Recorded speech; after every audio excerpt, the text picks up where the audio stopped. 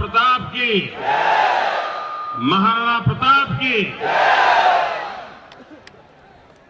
मंच पर विराजमान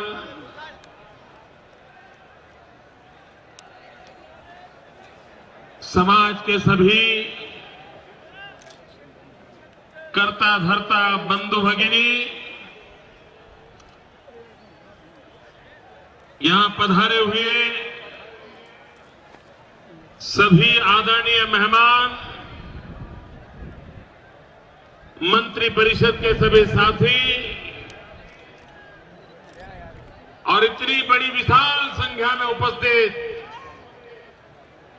प्यारे भाइयों और बहनों,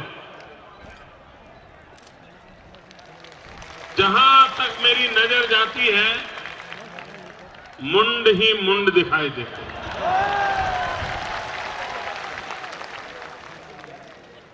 उधर तो पता ही नहीं चल रहा है कि आखिरी छोर कहां पर है।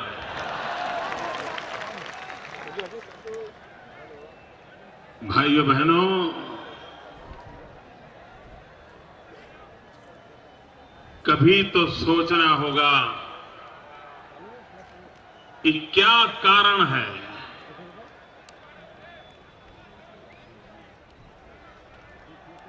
400-450 साल के बाद भी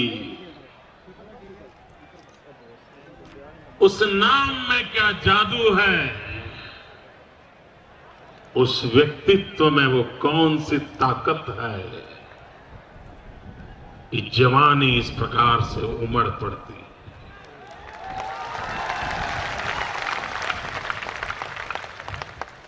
वो कैसा जीवन जी गए होंगे, किस प्रकार से जीवन को खपाया होगा कि आज भी राणा प्रताप का नाम देते ही रोंगटे खड़े हो जाते हैं।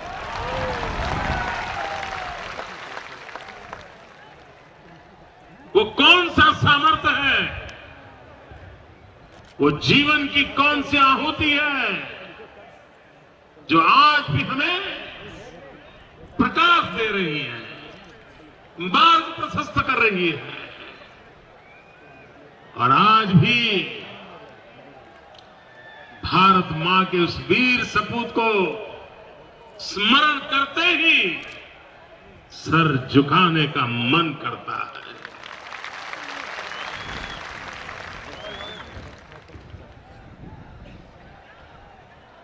शिरोई के महाराजा पीड़ा व्यक्त करते थे कि दिल्ली की सल्तनत को राणा प्रताप की जयंती पर फूल चढ़ाने की भी फुर्सत नहीं है।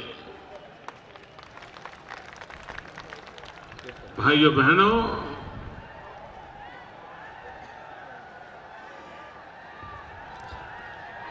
ये वोट बैंक की राजनीति का कमाल है।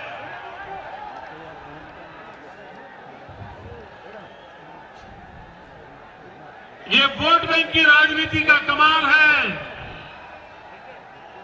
कि कहीं छत्रपति शिवाजी महाराज, कहीं महाराणा प्रताप, अगर उनका नाम जुबान पे आ गया तो उनकी राजनीति खत्म हो जाएगी और इसलिए वो महापुरुषों को भुला देना चाहते हैं।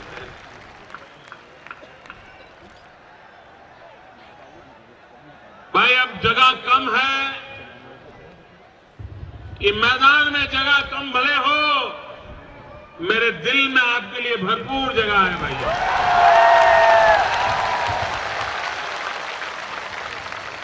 आप जहां हो वहां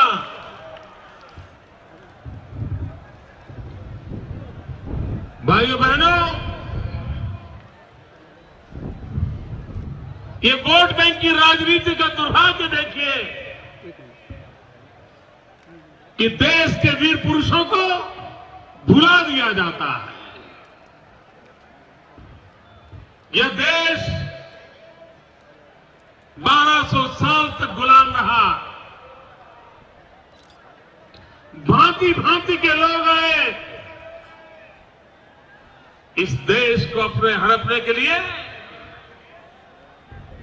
न जाने क्या क्या कोशिशें की। बड़े बड़े बेड़े लेकर के आए थे पूरे हिंदुस्तान को अपने कब्जे में करने के लिए। वो कहते थे दीने इलाही का बेबाक बेड़ा, किए पासों पार सातों समंदर, वो डूबा दहाबे में गंगा के आकर। बहुत बड़े सपने लेकर के निकले थे,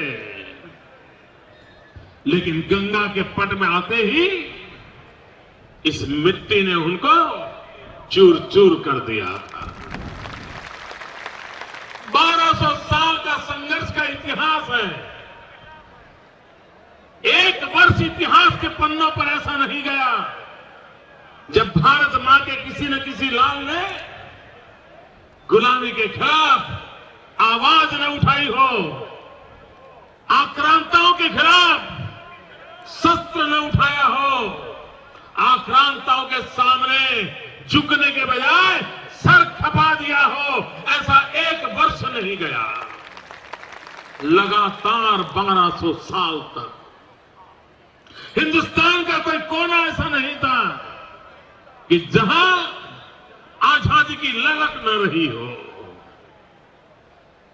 हर पल, हर युग में, हर वक्त पर इस देश के नौजवानों की परंपरा अपने आप को बलि चढ़ाने के लिए हमेशा हमेशा के लिए मौजूद रहती थी। 1200 साल का इतिहास है। आप कभी अंडमान निकोबार जाइए, उस दीवार पर देखना इस भारत मां की गुलामी की जंजीरों को काटने के लिए हिंदुस्तान के हर कोने से कितने दुधमल जवानों ने अपनी जवानी उस काला पानी की सजा के लिए अंडमान निकोबार में जिंदगी खपा दी थी। पढ़ते ही जाइए, नाम पढ़ते ही जाइए, कहीं अंत नहीं आता है, इतनी बड़ी सूची है।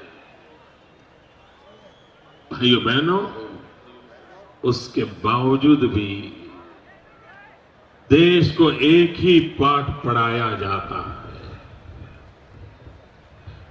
पिछले 60-70 साल से एक ही पाठ पढ़ाया जाता है, एक ही गीत गाए जाते हैं, एक ही कथा सुनाई जाती है। इस देश के लिए एक ही परिवार ने सब बलिदान दिए हैं। हकीकत तो ये है कि एक ही परिवार है जिसने मलाई खाई है। बलिदान तो दिए थे चाफेकर बंधुओं ने, एक ही परिवार के 3 लाल मां भारती के लिए फांसी के तख्त पर चढ़ गए थे।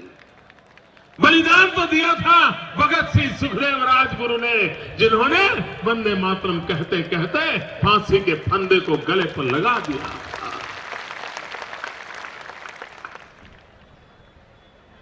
कितने कितने लोगों के नाम गिनाए, अनगिनत लोग जिन्होंने इस भारत मां को फिर से एक बार सम्मानित करने के लिए अपने जीवन खपा दिया था। लेकिन इतिहास में उनका कहीं नामोल्लेख ना हो, इसके लिए पूरी चिंता की जाती है। देश के इन वीर पुरुषों के नामों को भुला दिया जाता है। देश की वीरता को समाप्त करने के लिए लगातार षड्यंत्र हो रहे हैं। कभी उधर उस पर्दे पर आग लगी, जरा देख लो भैया। आग नहीं लगी, आग नहीं लगी। लाइट कहां है? भाइयों बहनों, एक बात निश्चित है कि इस प्रकार से इतिहास के पन्नों पर से इन सारे नामों को गायब कर दिया जाता है और एक ऐसा चित्र बनाया जाता है कि कुछ ही लोगों के माध्यम से ये सब कुछ हुआ है। आज जब इतनी बड़ी तादाद में समाज की तरफ से महाराणा प्रताप का जय जयकार हो रहा है, मैं तो सीना गर्व से फूल जाता है, आनंद आता है।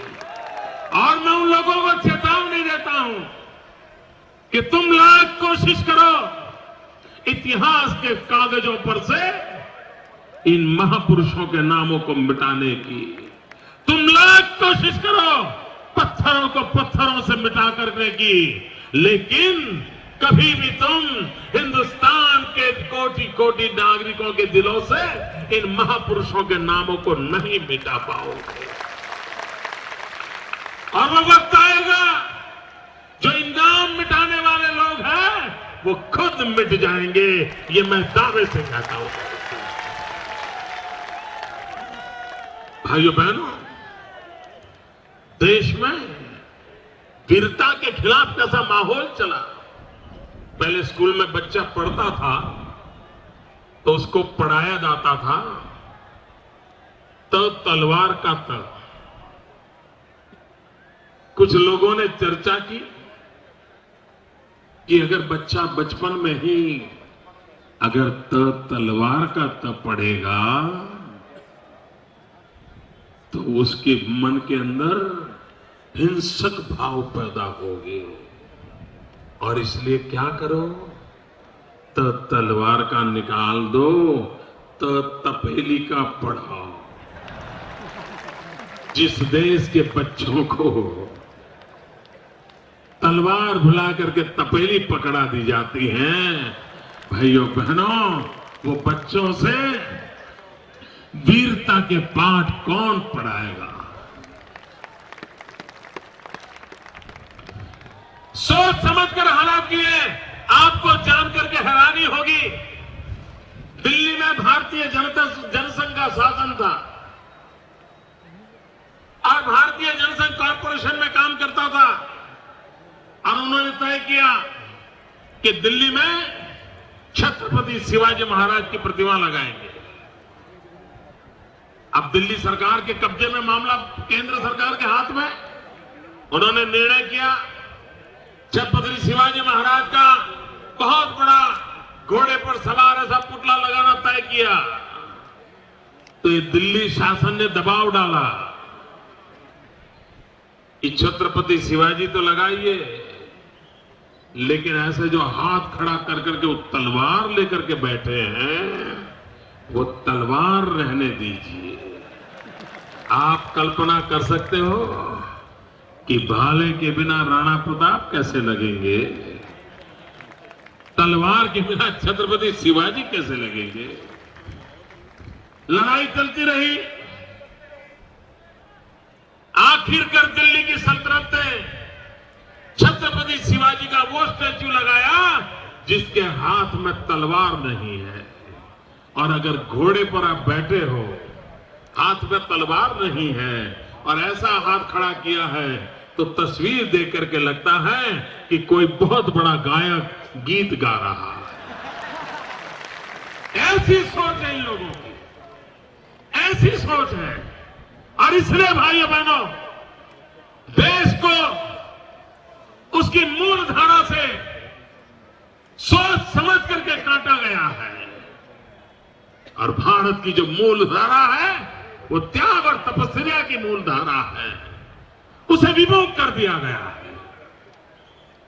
भारत की प्राण शक्ति को यही महापुरुषों के नाम जगा सकते हैं, यही महापुरुषों के नाम वो प्रेरणा दे सकते हैं, और इसी से इतिहास की धरोहर नए इतिहास को जन्म देने की ताकत देती है।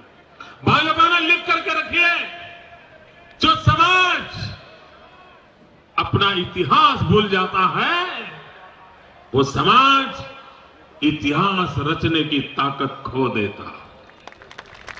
जो इतिहास को भुला देता है वो खुद भी इतिहास में खो जाता है।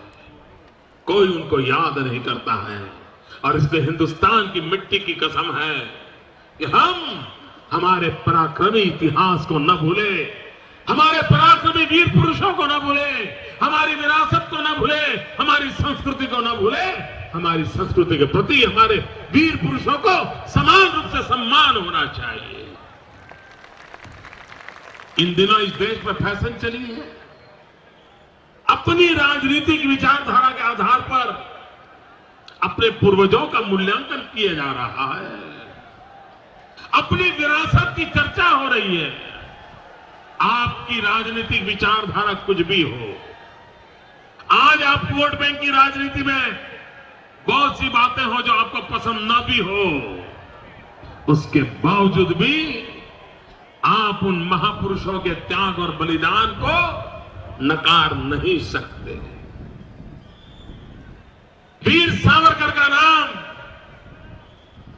आजादी के आंदोलन में एक बहुत ही प्रमुख नाम है, लेकिन अंडमान निकोबार में जाकर के दिल्ली सल्तनत के एक मंत्री ने वीर सावरकर के नाम को हटाने का प्रयास किया था। क्यों?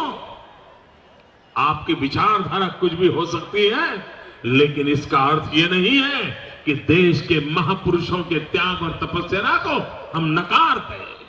भाइयों बहनों, कभी भी विरासत बचनी नहीं चाहिए। देश के लिए जीने मरने वाले लोग राजनीति की दृष्टि से हमें अनुकूल हो या प्रतिकूल हो, हमें पसंद हो या नापसंद हो, लेकिन उनकी त्याग और तपस्या को हम नकार नहीं सकते। किसी ने कम काम किया होगा, किसी ने ज्यादा किया होगा, वो किसी भी राजनीतिक विचार से जुड़ा हुआ होगा, उसने कोई भी रास्ता पसंद किया होगा, लेकिन वीर पुरुषों का त्याग नई पीढ़ी को प्रेरणा देता है। लेकिन आज देश का दृश्य ऐसा है कि वीर पुरुषों को भी बांटा जा रहा है, विरासत में दरार की जा रही है। भाइयों बहनों, मां का दूध कभी फट नहीं सकता है और मां का दूध कभी फटना भी नहीं चाहिए।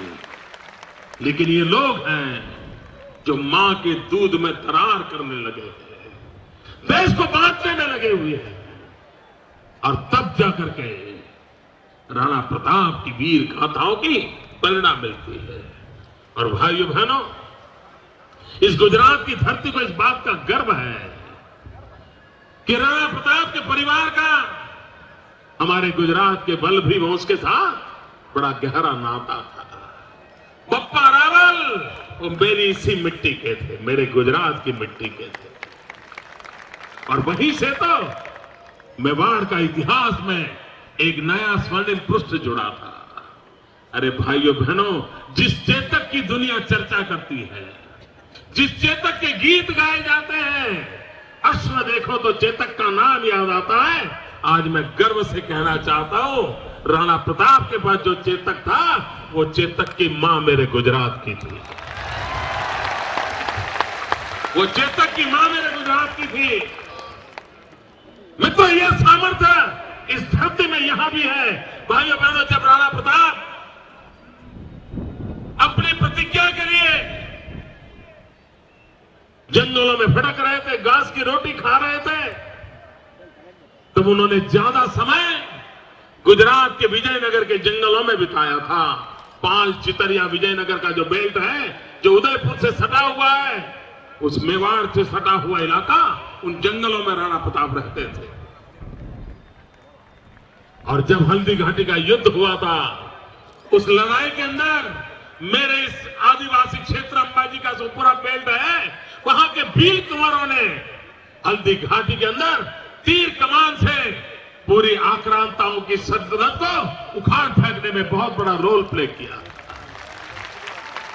भाइयों बहनों, राणा प्रताप के जीवन की घटना आज भी मेरे गुजरात में लोक साहित्य के माध्यम से गांव गांव बताई जाती है, और इतनी प्रेरक घटना है कि जीवन में किसी को भी प्रेरणा दे। घटना उस जमाने की है जब राणा प्रताप अपनी प्रतिज्ञा को लेकर के जंगलों में भटक रहे थे, घास की रोटी खा करके गुजारा करते थे। एक बार दोपहर के समय था, राणा प्रताप जंगलों में चट्टान पर थोड़ा विश्रांति कर रहे थे और उस समय एक 45-40 उम्र की एक जोड़ी, एक कपल, पति पत्नी वहां से गुजर रहे थे। वो यात्रा कर रहे थे, किसी स्थान पर जाने के लिए निकले थे। बहुत प्यास लगी थी, वो प्यास के लिए तरस रहे थे, ढूंढ रहे थे, लेकिन कहीं पर पानी की जगह नहीं मिल रही थी। उन्होंने दूर से चट्टान पर एक सज्जन को सोया हुआ देखा। उनको लगा कि यहां के परिचित होंगे, चलो हम उसके पास जाएं और उससे पूछें कि कहीं नजदीक में पीने का पानी मिलेगा क्या। वो दोनों पति पत्नी जहां पर राणा प्रताप चट्टान पर सोए थे, उनके पास गए। उनको निकट देखते हुए राणा प्रताप खड़े हो गए और उन्होंने पूछा, आइए कैसे आना हुआ। तो उस पति पत्नी ने कहा कि हम आगे जाना चाहते हैं, घंटे भर से प्यास लगी है, नजदीक में कहीं पानी मिलेगा क्या। तो राणा प्रताप ने कहा, हाँ मिलेगा। फिर पूछा, इस प्रकार से इतनी कड़ी धूप में आप दोनों अकेले कहां जा रहे हो, आपके बच्चे कहां हैं, साथ में नहीं लाए क्या, बच्चों को कहां छोड़ा है। तो उस पति पत्नी ने कहा कि हमारे बच्चे नहीं हैं। तो राणा प्रताप ने कहा कि क्षमा करना, मैंने ऐसा सवाल पूछ लिया, शायद आपको पीड़ा हुई होगी। तो उस पति पत्नी ने कहा, नहीं भाई साहब, आप क्षमा मत मांगिए। हमें इस बात का दुख नहीं है कि हमारे घर में बच्चा नहीं है, हमें तो इस बात का गर्व है। तो उन्होंने बड़ी जिज्ञासा से पूछा कि ऐसी कैसी बात है कि आपकी गोद नहीं है, बच्चा नहीं है और आपको गर्व हो रहा है। तो उन्होंने कहा, उनको पता नहीं था वो किसके साथ बात कर रहे थे। उनको तो लगता था वो भी कोई एक व्यक्ति कहीं रास्ते पर जा रहा था और चट्टान पर सोया था।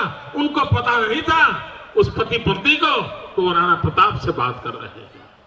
उन्होंने कहा कि हमारे घर में बच्चा नहीं, इसका हमें दुख नहीं है, हमें गर्व है, क्योंकि हम लोगों ने प्रतिज्ञा की है। 35-40 साल का नौजवान जोड़ा राणा प्रताप की आंख में आंख मिलाकर के कह रहा है कि हमने प्रतिज्ञा की है कि जब तक राणा प्रताप मेवाड़ की धरती पर फिर से अपना झंडा न गाड़े, तब तक हम संसार सुख नहीं मनाएंगे।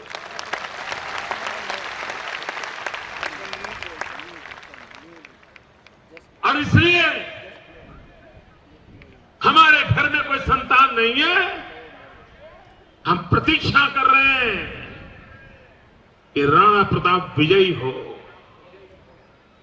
उन्हें पता तक नहीं था कि उस राणा प्रताप के साथ बात कर रहे हैं।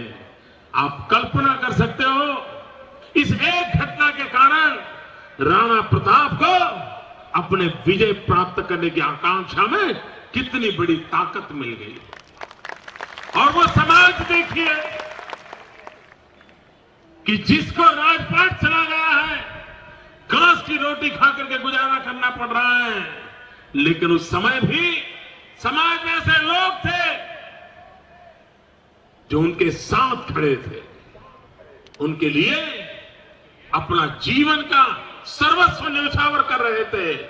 भाइयों बहनों, ये सामर्थ्य उन वीर पुरुषों का था जो हमें ऐसी प्रेरणा देते थे। भाइयों बहनों, आज कभी कभी मन करता है कि राणा प्रताप जिन सपनों को लेकर के चले थे, जिस सपनों की पूर्ति के लिए वो अपनी जान की बाजी लगा रहे थे,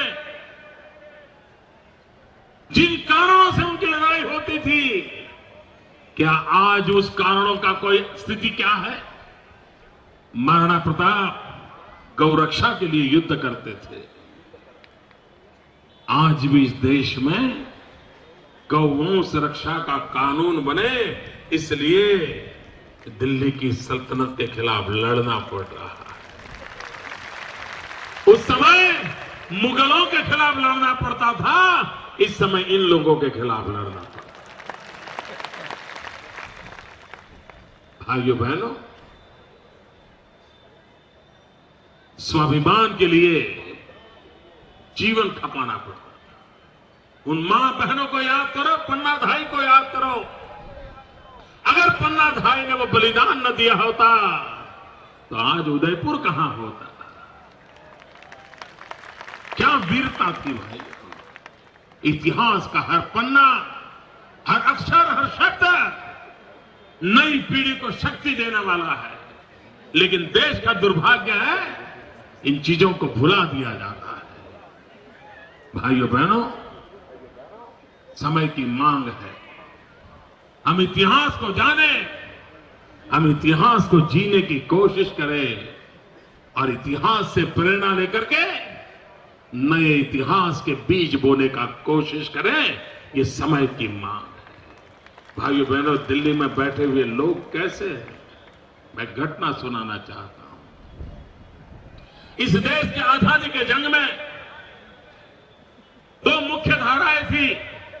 एक अहिंसक आंदोलन था, एक सशस्त्र क्रांति का मार्ग था। और देश का सद्भाग्य देखिए, गुजरात का गर्व देखिए, दोनों धाराओं का नेतृत्व गुजरात की धरती पर था।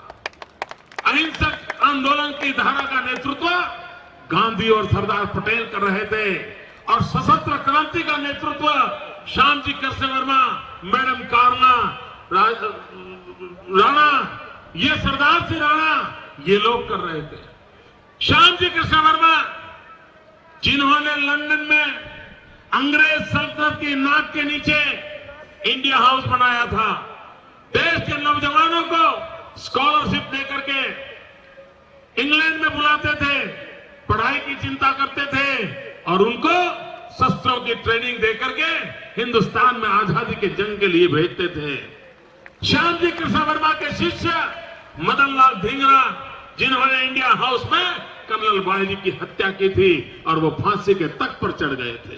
देश के नौजवानों को, वीर सावरकर को लोकमान्य तिलक जी के कहने पर स्कॉलरशिप देकर के श्यामजी कृष्ण वर्मा ने वीर सावरकर जी को लंदन बुलाया था और उनके अंदर वो जज्बा भर दिया था कि अंग्रेज सल्तनत को उखाड़ फेंकने के लिए सावरकर ने लंदन की धरती को ही अपना कार्य क्षेत्र बना करके अंग्रेजों के नाक को दम ला दिया था। वे श्यामजी कृष्ण वर्मा 1930 में उनका स्वर्गवास हुआ। 1930 में विदेश की धरती पर स्वर्गवास हुआ। हिंदुस्तान के इन नेताओं ने उनको श्रद्धांजलि देना भी उचित नहीं माना। तब लाहौर की जेल में भगत सिंह थे, एक अकेले भगत सिंह, जिन्होंने श्यामजी कृष्ण वर्मा की मृत्यु की खबर मिली, लाहौर के अंदर अकेले ने श्रद्धांजलि सुमन दिए, श्रद्धांजलि के लिए मौन दिया और उस पर महापुरुष को स्मरण किया। वो श्यामजी कृष्ण वर्मा जीवन के अंतकाल में लिख करके गए थे कि मेरे मृत्यु के बाद मेरे अस्थि को संभाल कर रखा जाए और जब हिंदुस्तान आजाद हो तब उस आजाद भारत में मेरे अस्थि जाने चाहिए। जीते जी तो मैं हिंदुस्तान को आजाद नहीं देख पाया, लेकिन मेरे मरने के बाद कम से कम मेरे अस्थि आजाद हिंदुस्तान की हवा का अनुभव करें, इसलिए मेरे अस्थि देश आजाद होने के बाद ले जाए। भाइयों बहनों, 1930 में लिख करके गए थे। 1947 15 अगस्त देश ने अपना तिरंगा झंडा फहरा दिया। 16 अगस्त को पंडित नेहरू का दायित्व बनता था। 16 अगस्त को एक दिन बिताए बिना 16 अगस्त को पंडित नेहरू का दायित्व बनता था कि वो किसी प्रतिनिधि मंडल को भेजे, श्याम जी कृष्ण वर्मा की इच्छा के अनुसार उनके अस्थि हिंदुस्तान ले आए और उनकी इच्छा को पूर्ण करे, लेकिन नहीं किया। कौन श्याम जी कृष्ण वर्मा भुला दिया गया। और ये जिनेवा की विदेशी सरकार देखिए, उन्होंने तो अस्थि को संभाल के रखा। भारत का नागरिक, अंग्रेजों के खिलाफ लड़ने वाला आदमी, उसके अस्थि जिनेवा की सरकार ने संभाल के रखा। और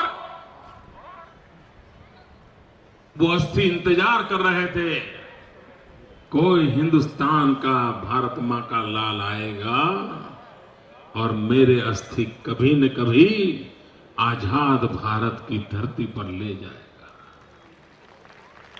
भाइयों बहनों, आजादी के 50 साल बीत गए, किसी को फुर्सत नहीं मिली। भाइयों बहनों, ये मेरा सौभाग्य था। शायद इतिहास ने, ईश्वर ने मेरे भाग्य में काम लिखा था। 2003 में मृत्यु के 73 साल के बाद मैं जिनेवा गया और जिनेवा जाकर के श्याम जी कृष्ण वर्मा के अस्थि को मेरे कंधे पर उठा करके ले आया।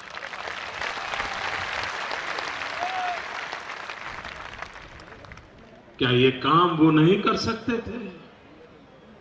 और आज मैंने कच्छ के मांडवी में वैसा ही इंडिया हाउस बनाया है जैसा लंदन में था।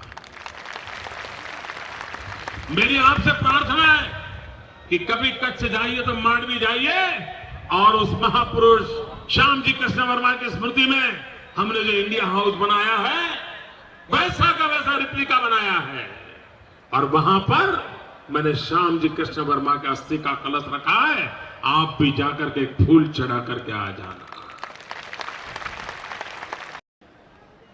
महापुरुषों से सीखे, मां के दूध में दरार न होने दे, विरासत को बटने न दे और भावी इतिहास को जन्म देने के लिए बीज बोने की कोशिश एक नागरिक के नाते हम भी करें। ये आज राणा प्रताप के स्मरण करते हुए संकल्प करें। इसी अपेक्षा के साथ मेरे साथ पूरी ताकत से बोलेंगे, महाराणा प्रताप की।